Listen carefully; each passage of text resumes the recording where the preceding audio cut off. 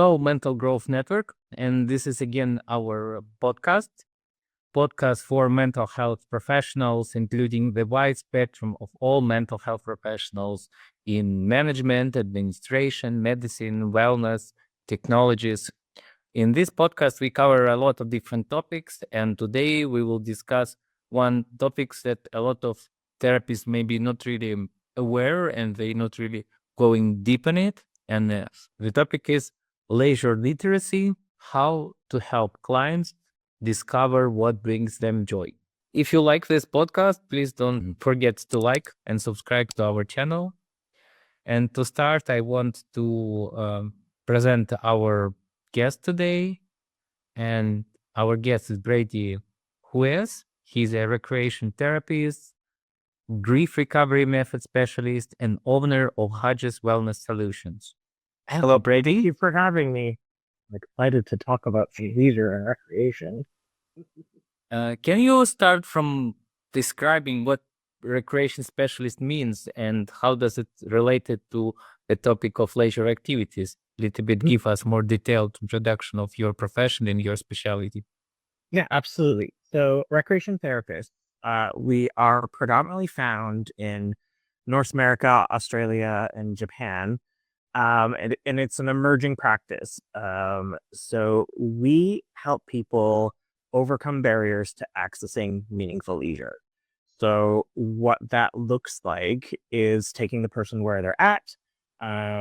Usually they've developed some sort of disability or have aged in a way that they're no longer able to access what they were previously accessing, or it could be financial constraints. So we look at the environment that the person lives in and their life and their goals, and we take a look and we find either ways to re-engage in leisure or recreation that they've previously really enjoyed, or find them something new. Because sometimes when disability happens, we don't necessarily want to do the same things, and that's okay. So we often work in interdisciplinary systems with psychologists, occupational therapists, speech language pathologists, and we're mostly found in senior care facilities, support facilities, acute centers, hospitals, as a member of the team, and we'll often receive referrals from the doctor or the psychologist to work with an individual as part of their overall care. Since I moved to Europe, this isn't really a profession in Europe, but we're working to bring it over here. Thank you. And to start from, let's help our listeners to explore the meaning of our podcast. Leisure literacy.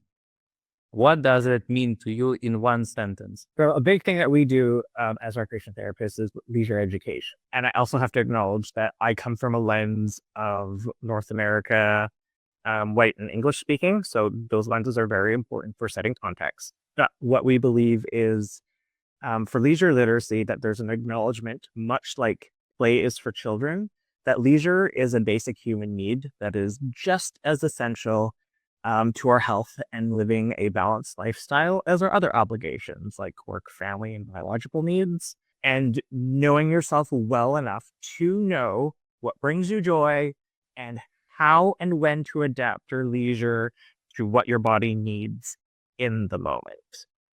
So if you can understand those things, I think you would have some really great leisure literacy and you'd be on a really good track. Quite an interesting concept. But you start this topic of understanding what brings you joy. So you mean that some people don't understand? Can you tell about it more? Why do so many people lose touch with what brings them joy? One of the biggest things I have found is really about attitudes around leisure and recreation. There's a lot of misunderstanding and miscommunication about what it really is. And that's because nobody's really been able to define it. There's lots of philosophers that we've studied in school that have a lot of different opinions. It's evolved over time. As a practitioner, we've come to the agreement that recreation is meant to recreate ourselves, and then leisure is that next step for growth. So when we run into attitudes about what people perceive leisure to be and what it is and what it isn't, that gets in the way. So a lot of people think leisure is really frivolous and a waste of time. Um, and that's sometimes a generational attitude. There's often religious attitudes. So we study a lot about the Protestant work ethic, which is a big thing that came over from Europe to North America when North America was being discovered and developed. And they believe things like idleness is the devil's playground. So leisure is always categorized into this space where if you're not working or if you're not spending time with your family, you're doing nothing. And that's when problems are going to happen. But leisure is so much more than that. Sometimes people think that leisure is only for rich people because they think it's this fancy word of like going on a yacht and going on 30-day cruises around the world. So that's kind of like what we're perceiving from social media, and especially this day and age with like the like prominence of social media and what people are posting. Sometimes our identity is also really tied up in leisure. So if we find that we're doing something that brings us joy and now we're experiencing a disability and we can no longer do that activity as well as we used to, we'll ignore it and we'll avoid it, even though that thing brings us joy. So there's a lot of avoidance. There's also a lot of shame and guilt built into taking time off to rest. We're in a society, in Western societies, we're in a place where we have to earn our rest and earn our leisure, instead of looking at it as the opposite of something that's really essential for our health. And having leisure and rest and joy and time makes us more productive at work. But there's a lot of shame and guilt to unpack about that because of these ideas that it's a waste of time and it's frivolous.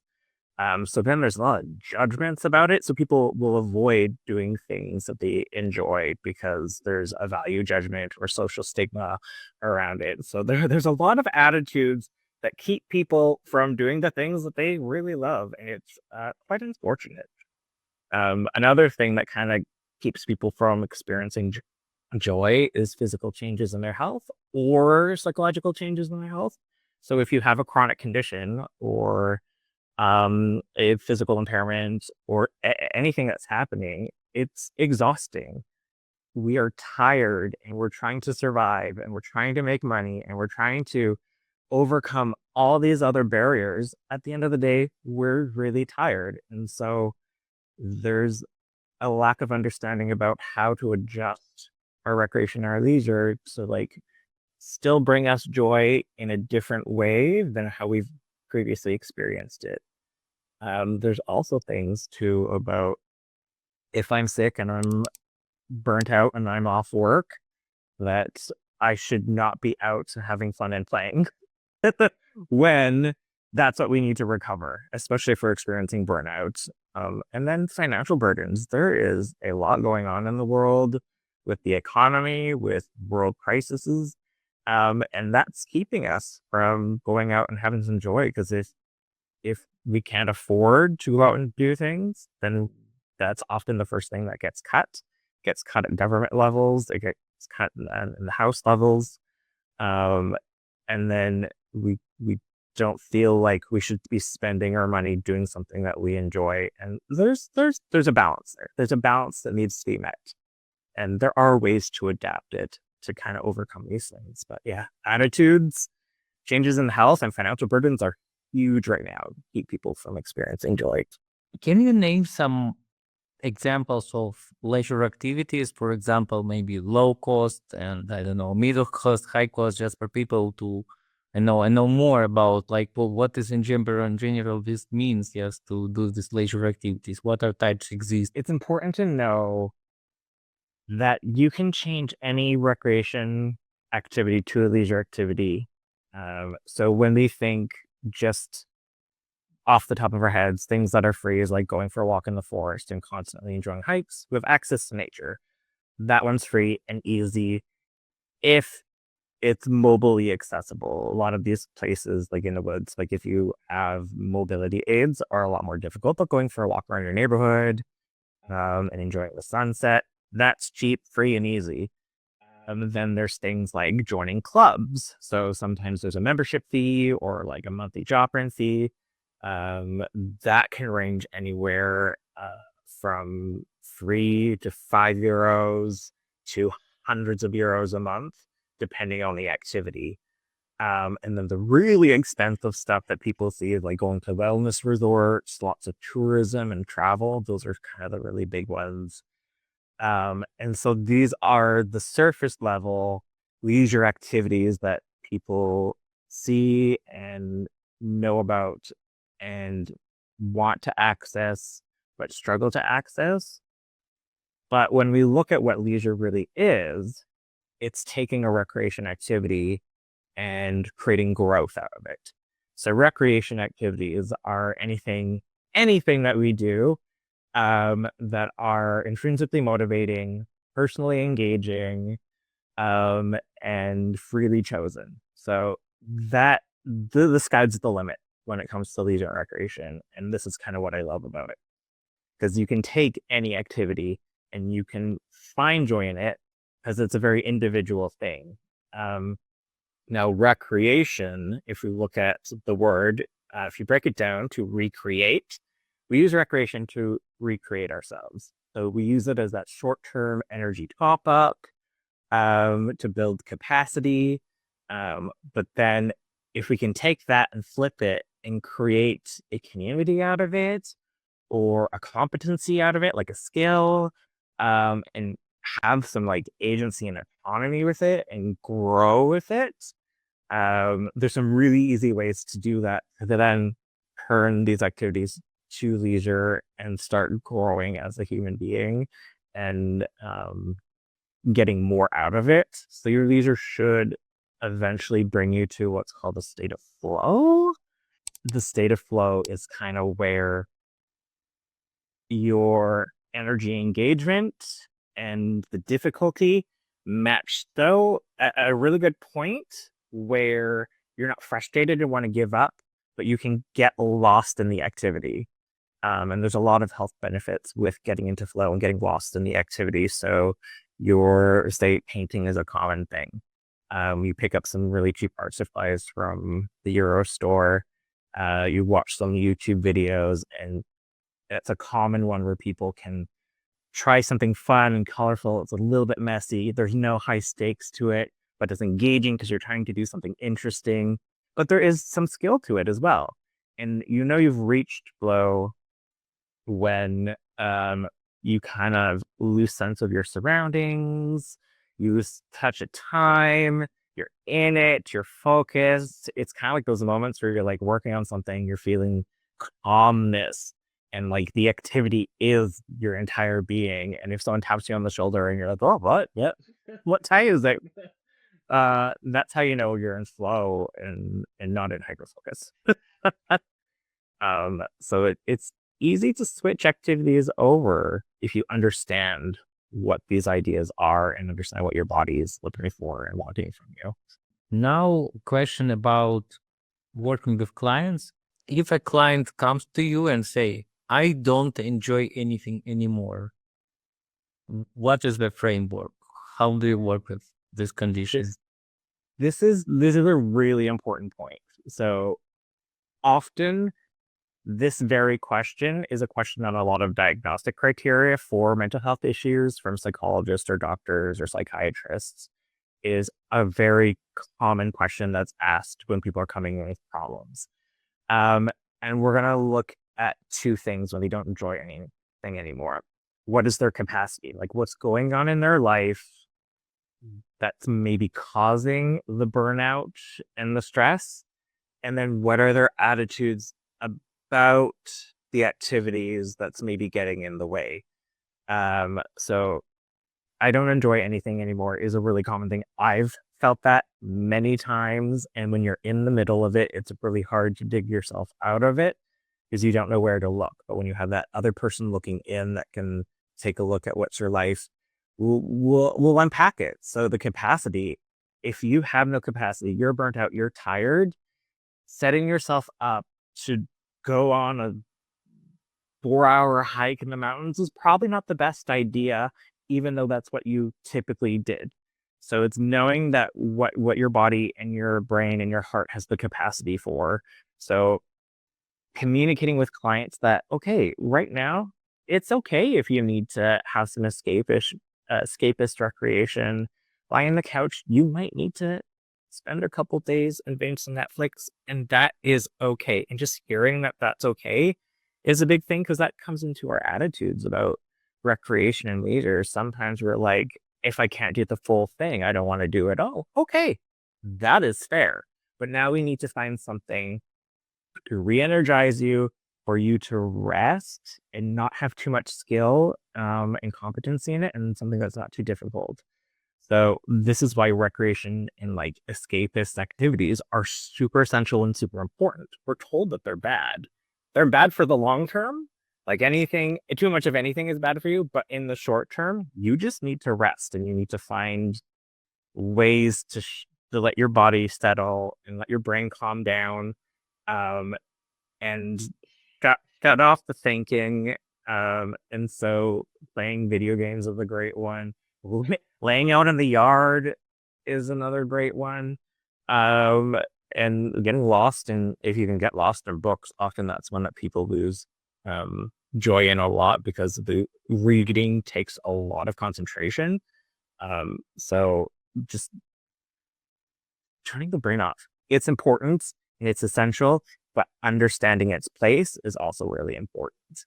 And then if you can examine your judgments, like it's a lot of internal judgments about it. Like, I don't enjoy anymore, but I'm not allowed to enjoy this thing over here, so I don't consider it.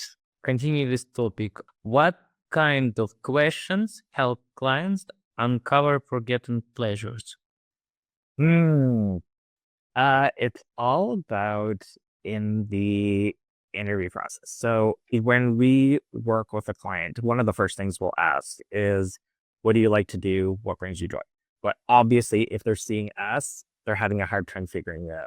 But we'll still ask the question because they still might have an idea, but not know how to access it. But then if they're not sure, or if we get the idea of like, I don't believe in leisure, I don't do leisure, we'll dig a little deeper. So we'll often go into what they've done for work in the past, if it's someone that's retired, what kind of things they did as a child that brought them a lot of joy.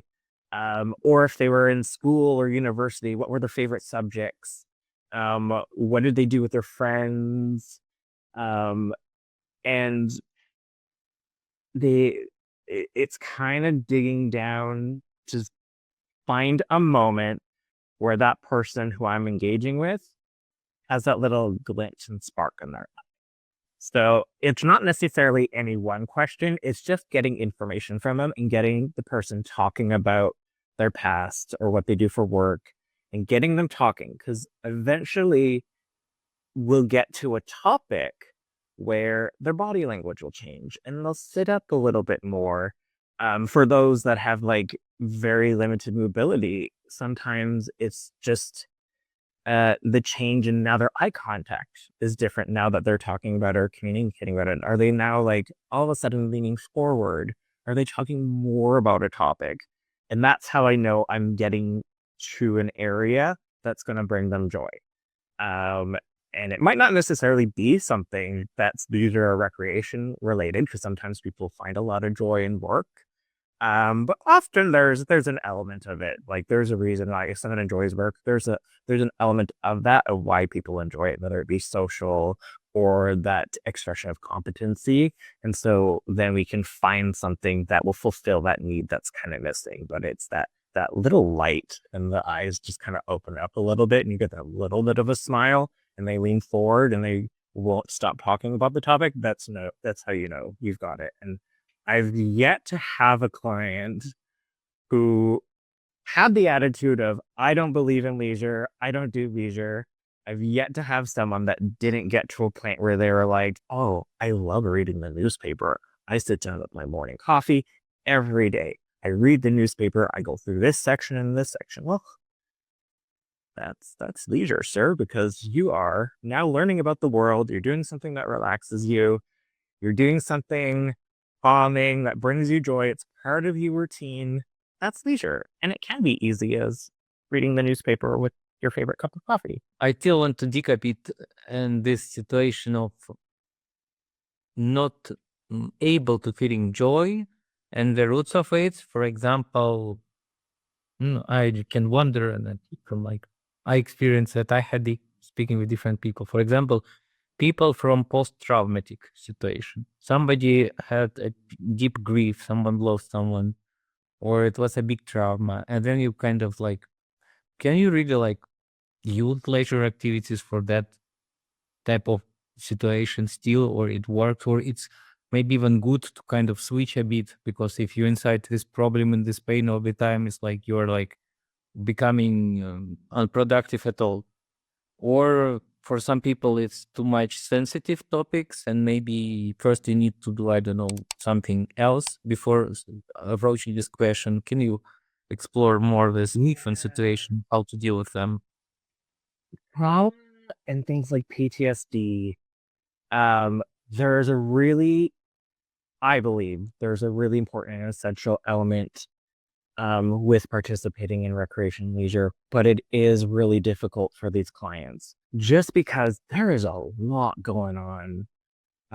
And so I'll often take that time because I don't think it's necessarily appropriate to dump a person in a program or in a leisure activity and just leave them with it and say, go off and do. There's a process here, especially when you're dealing with trauma and PTSD. And it is a slow process and it takes time because they're, if they're seeing me, odds are they're doing a really intensive therapy at the moment. Um, and so their capacity is used up with doing these intensive therapies to like recover from PTSD. They might be working still. Hopefully they're not working and they're taking the break and having the supports they need to take a break.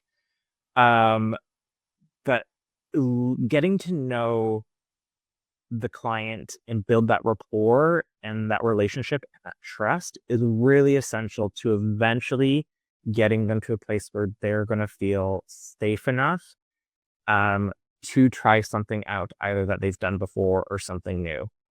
So in recreational therapy, we say a lot, the right program or activity for the right person at the right time. That timing is really critical. If it's not the right time, we do not push it. Because if someone has more of a bad experience with it because they weren't ready, they're never going to touch that activity again. We want to avoid re-traumatizing people. And if we end up traumatizing people with a leisure activity because we're pushing too hard, we're going to lose traction on like that sustainable recovery plan. So a lot of the times when we're working with someone with trauma, we're taking that time to build that trust and kind of soften the clinical jargon. We're the ones that are coming in. We'll have a visit. We'll just have a talk. We know that there's outcomes happening with this person talking to us, but we're not going to talk to them or about that with them. So like we leave the clinical stuff at the door when we show up. And that's really refreshing for a trauma survivor to have someone who has expertise, has patience and gentleness, that isn't expecting something from them right away. Because often they're also like, here's your goals, here's the outline, here's what you need to be doing, what's your update, what's healing. We're coming in, we're like getting to know them. But by getting to know them, we're unlocking information to help us down the road when it's our turn and when the time is appropriate for us to jump in and be like, okay, let's get into some fun now. But knowing that having a good social circle and an activity to do while you're recovering from this is really helpful to take your mind off things. It's a really great way to like process grief. Like we overlap a lot with things like creative therapies, dance therapies, art therapies. We won't do those therapies in the traditional sense because we're not psychologists. But we will do more like therapeutic dance and therapeutic art from the other lens of like, okay, let's play some fun music. let's maybe do more of that recreation piece of like, let's escape a little bit. Let me read you a story, or let's like play with some Lego or play with some Play-Doh, right? Like the, these things that people think are just for children are actually really helpful to kind of like take your mind off stuff, especially if you've got some privacy and so you don't feel so judged. So we have ways to kind of sneak it in without people knowing, because we know there's really good benefits of doing stuff to like keep your mind off of it. So that's why we'll have more of like adult day programs and group programs. So then if people can connect as well, that's going to help their healing. We know this, but if they're not ready for it, we can't push. For me, it reminds me kind of idea of Taoist alchemy because I practice Qigong and Taoist alchemy practice. It's like kind of my self-development practice, except the sport, what I do. And very often they have this idea that even there is like this quote that there is yin and yang. Yang is like an active action, no, some action that you do, some impulse that you show in the world. For example, I will do that, a deadline impulse, and so on. And there is yin, and there is something about processing and doing nothing. And a lot of things in Western culture, and I would say that if we can divide the world in Western and Eastern, which is a bit like funny, but still, there are a lot of things in Western countries about too much being in action. And where sometimes when we go to this in state where we can do nothing, we feel unsafe because this nervous state that you should do always something doesn't allow us completely to rest. And what you talk now really reminds this idea that there is some kind of idea of exchange between yin and yang, and personally, we should come to the idea of balance inside us. And this is very personal balance because energy sleeps inside our own system, yes. And there's one quote I like. They say that yin without yang is dead, and yang without yin can make child. It's kind of that even if you're super productive, but you're not enough giving yourself rest, at some point it will all crack the system, and you will not get the necessary result. So even if you will get the result, you can't really have a joy out of it. And then what was the point? So then you will anyway get otherwise to burnout condition or to depressive state. So it's always idea of its balance.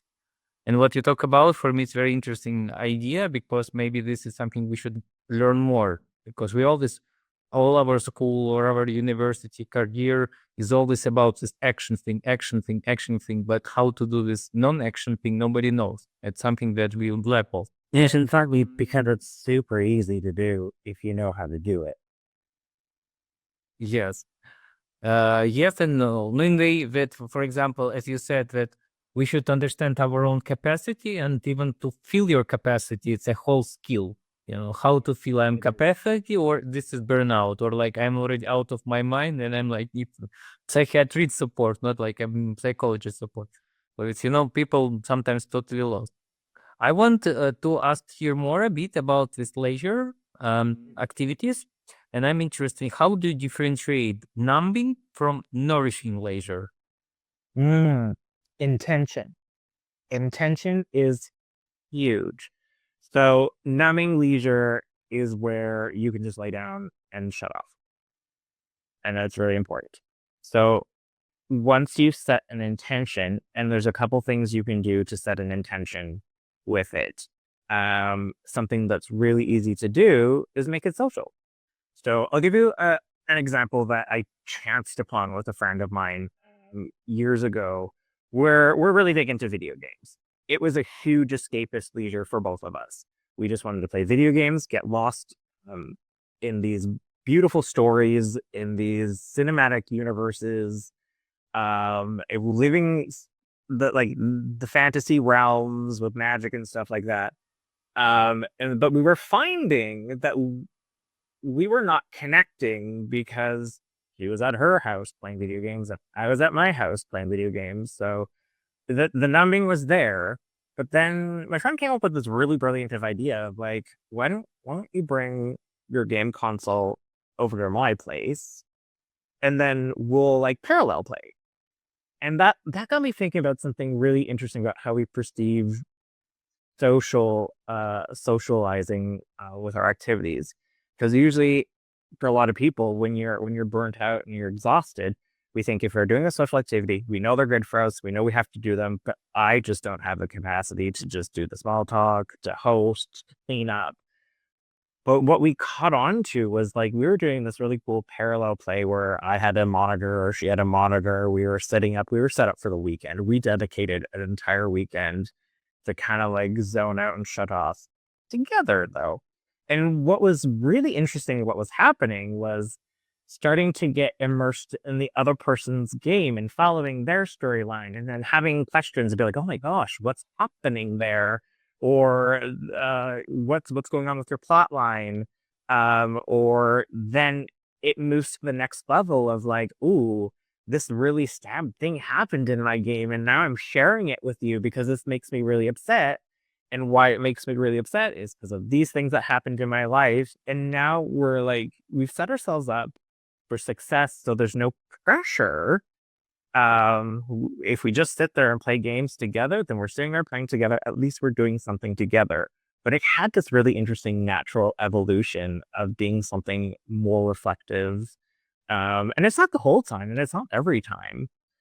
So setting an intention to add a social element or add a reflective element is a really easy way to turn any of your recreation and numbing recreation into something that's more growth and that will evolve over time into possibly something else. So if you're binge watching Netflix, start binge watching with a friend.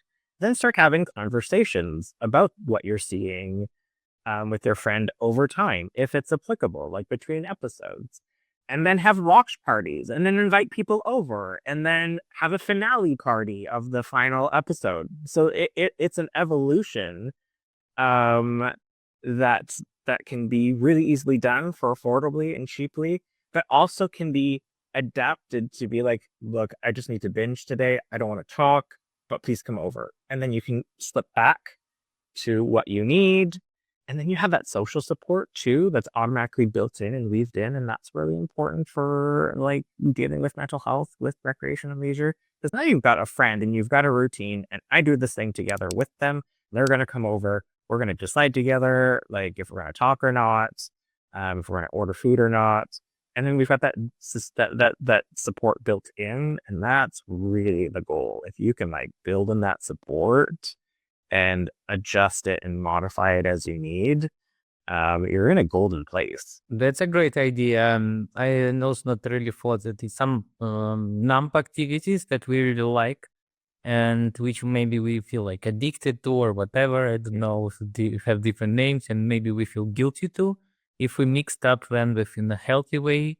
For example, I was a few days ago in some park in Barcelona and they had really amazing park with some fountain and green trees, and it was so amazing place. And there was two guys sitting in the shadow playing in telephone the game, and it very was clearly that they are not together because we're sitting too far. But same time, they kind of decided to push them out of the house, go to this nice garden outside with I don't know super calm vibe, and just continue the thing. But already it's already a little bit more healthy, kind of, you know.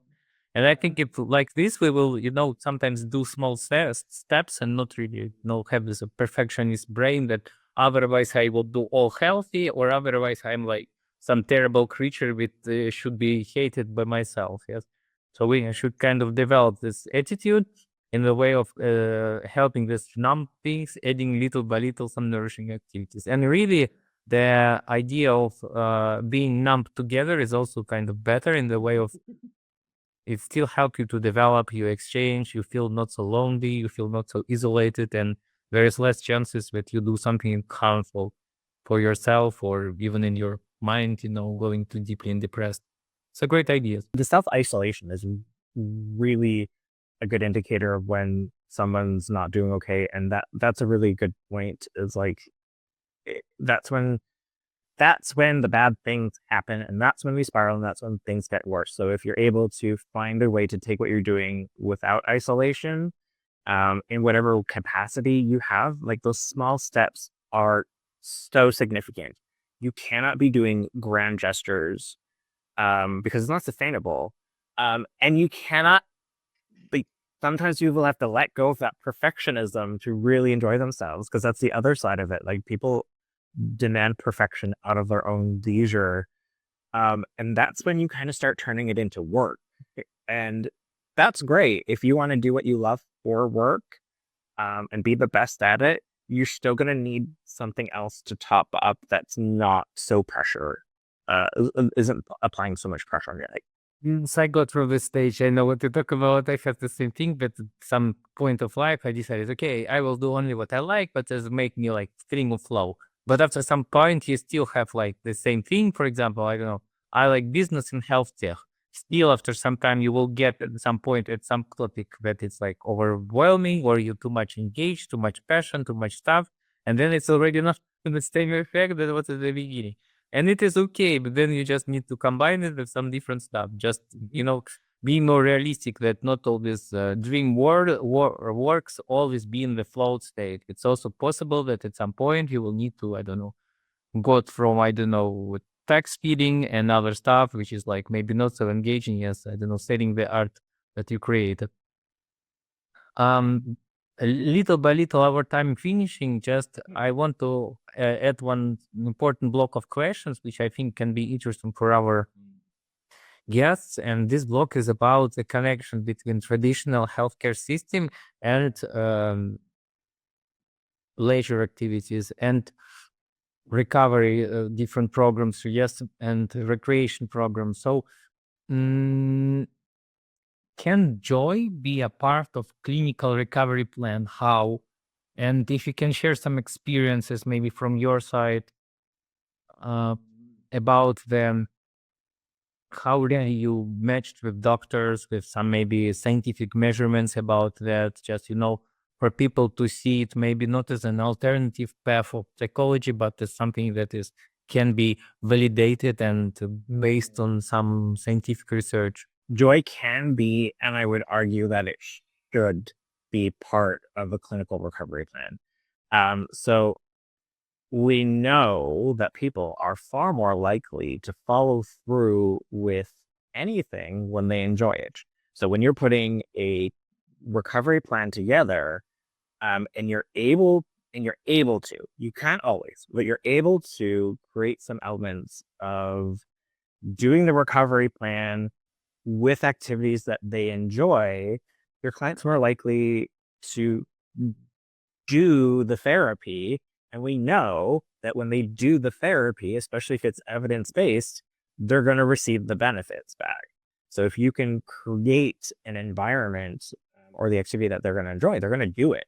And then when they're done with you and taking it back home and maybe seeing you checking in only every couple months, they're more likely to continue it because they haven't been re-traumatized about it. The clinical setting is also really traumatic. It's really traumatizing.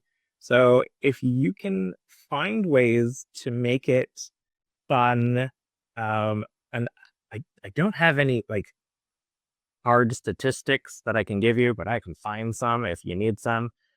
But we know that if we can reduce some of the trauma, people are more likely to buy into the recovery plan and commit to it. There's a really great field that's emerging called child life specialists. So a lot of the data for this kind of stuff is more available for children. So child life specialists go into the hospital, they bring kids into the operating rooms, they find ways to be playful in these environments so they're less scary and they're less traumatizing. And that doesn't change when we're in adulthood. So it kind of changes how we approach it because we don't want to be condescending. But adults still want and need and desire fun. And if it's going to make it more comfortable for the client, they're going to have a higher, like a faster recovery time because they're not scared, and maybe they're actually enjoying it a little bit and they're not afraid, and they're having all those lovely effects that come from joy and laughter with like dopamine and serotonin coming in. We know these things are good for us. But I will give you a really good example in the medical system where play was infused. And if you look at like Dr. Patch Adams from the US, who discovered clowning and started bringing joy and fun into his practice. And the results he's getting with his clients that are trusting in him and sharing more with him so he can provide better services, and that are making the environment less tense, which also is really helpful when perhaps you're a parent and your child is receiving care. And there's a lot of grief in there, no matter what the outcome is. There's still a lot of grief and risk. So if you can lighten the mood and lighten it, you're also going to create better opportunities for communication with your clients as well if you can infuse some fun into it, because they're going to relax. And if they can relax, they're going to give you the information that you need, and they're going to trust you, and they're going to buy into it. Talking about examples, can you tell some your personal story? Of course, I no need to say names, but maybe some story about how a kind of a success story where leisure transformed a client's life, maybe from your personal journey. When I was doing my practicum was really great. I was doing my practicum for a university with a department of the health authority in my home province in Canada that does home living. So it's all about supporting people that are experiencing mood disabilities or aging, and finding ways to keep them at home before they have to go into care for as long as possible, so they can be in their own environment, their own family, and have the supports they need. So I was introduced to this one young adult. We only dealt with adults. And she had been experiencing this long-term slow degradation of the use of her like limbs and her legs. And so she went from being a really active child, engaged with school, to now needing a walker and being stuck at home all day because you started homeschooling. And so the isolation piece started really happening. And when we went in, we found there was a lot of shame and guilt around being perceived as being disabled out in the community. And that one's brutal. And her social life just fell apart. She was so alone. And it was really a long process to build that trust with this young adult, to try and get out there. So a lot of the clinicians, they tried really hard to just tell her to do things, prescribe activities, give her money to go to an adult day program. But what they weren't looking at was her age. Her age was really unusual for a program like this because she was 18, 19 years old at the time, whereas most of the adults we were dealing with were 45 and older. So that's why we got called in to see if we could kind of like identify where we were missing. We were missing socialization. She was a teenager who needed friends. That didn't make her feel like she was a burden and could see past the disability. So we were actually really fortunate enough to, I had another student colleague at the university who had not the same disability, but required a walker as well, similar age. And we were able to slowly build rapport, build trust, and slowly introduce this individual to this colleague of mine. And they ended up going out for coffee, and they went out and going for movies.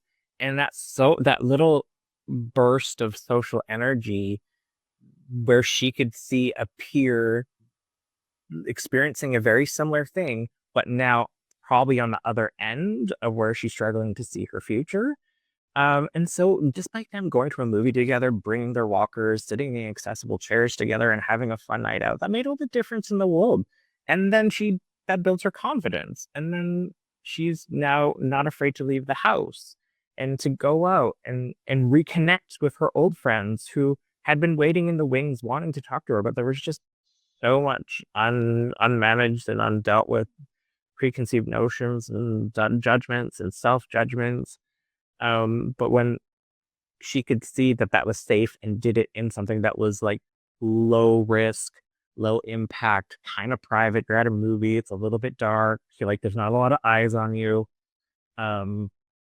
And then you can see the person, like she started opening her shell and being more willing to try the other things, to like go to the gym and do her physiotherapy, because now she was feeling like she had capacity and she had more energy. And by the time I finished, like I only spent a couple months with her, but she was planning, when I finished with her, she was making plans to call her old friends and re-engage with them. And I think that is so important, especially for a younger person that had been cut off.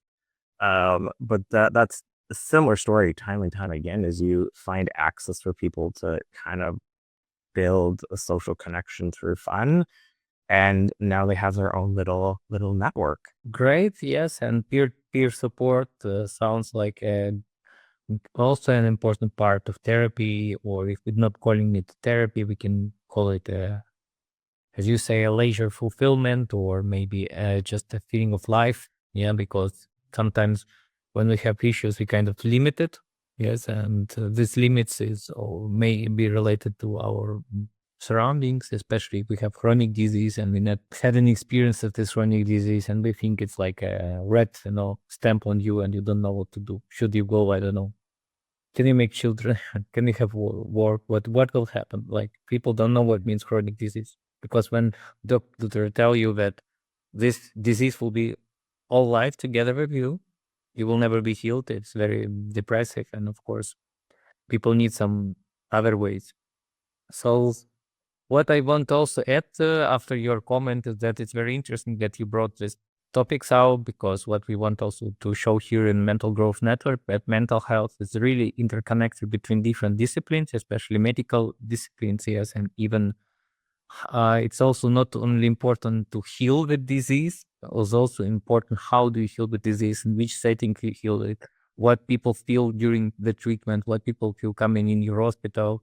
Because before we had this kind of idea that it should be super hygiene or kind of robotic, high tech, but same time the research shows that maybe there is something a next level to talk about this. Maybe that it should be not like high tech, but maybe more like bionic from the design perspective. Maybe the doctor should be not called and giving you only facts, but using some motivational interviewing or some coaching techniques. And this all develops. And one of course, important part of all this thing is leisure. Yes. And how can mental health be related to leisure?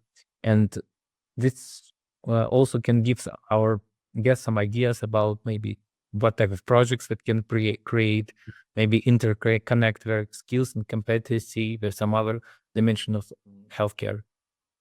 Before we will finish, I want to ask the last question. What do you say to health professionals who see leisure as non-essential? I have a little bit of a sassy, sarcastic answer for that because I'm Canadian and that's what we do, but I have a serious one too. So I rebuttal with the question of, so do you want a steady stream of health insurance money with clients that relapse again and again? Or would you rather a sustainable long-term solution that frees up space for new clients? And what I really do is I challenge them to reflect on possibly their own life, and if they perhaps would agree that when someone has a really good work-life balance and they have access to activities that they really enjoy and love to do, and they're somewhat barrier-free, do you not feel that your life is more meaningful and more balanced and more fulfilling, and you're living a happier, healthier life? Um, some people might actually say no, but at least we're planting the seed. And because it's an emerging practice, we have to constantly be pushing and fighting. And you said something about like their interview skills for practitioners. Bedside manner is so important. But we also realize that our healthcare system, our mental health system, it is overloaded. There is no time sometimes, and that's the really tragic thing. So we have to make time, or you can call in people like us that have the time and have the space and come in and do that piece for you, consult with you, and be like, bring in someone that can be the rapport builder and the trusted person if you don't have the time to do it. But that always takes resources. Thank you so much. Really, because it's okay that Nowadays, people think like, oh, I don't like have more time to do this thing or to deacon it. Maybe it sounds great an idea, but when I think that I need to really explore what type of leisure activity is good for me, what type is not, to think about my childhood, then I will do it. But then just have a session with a therapist. Maybe like in 5 session, I don't know, in 10 session, you will be, well done for many years. And why not? Why not to try? Yes, and this is something that we should, I think, is amazing about our generation and our like in general our life, that nowadays they have so many specific type of mental health experts which you can tailor depending on your unmet needs. And if you can do it, why not to do it? Why not to do it? Yes, it's a really always better to, if everyone so value time as everyone say, then maybe it's better to work with this problem with a therapist or a specialist which can help you like in some short period of time deal deeply with what is happening around this, and then you can go and do the and like get the results out of it and use it. So thank you so much, Brady. It was really interesting talk, and happy to hear you more in our MGN media space. It is a pleasure. I really appreciate the invite to speak about recreation and leisure, and we just scratched the surface. Thank you so much for your time. That's true. Yeah, I prepared so many questions before, and I can tell you that maybe we can do part 2 one day.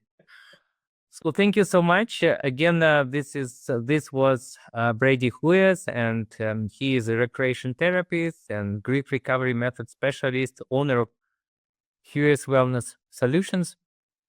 And I'm Yi Meandro. I'm digital health expert and podcast host. And welcome. Please subscribe, like. If you have any questions, feel free to write them in comments, and Brady may be answered you later on. Thank you so much. Bye bye. Thanks for tuning in to the Mental Growth Network, where we explore mental health in a tech-driven world. Like, comment, and subscribe for more future-forward conversations.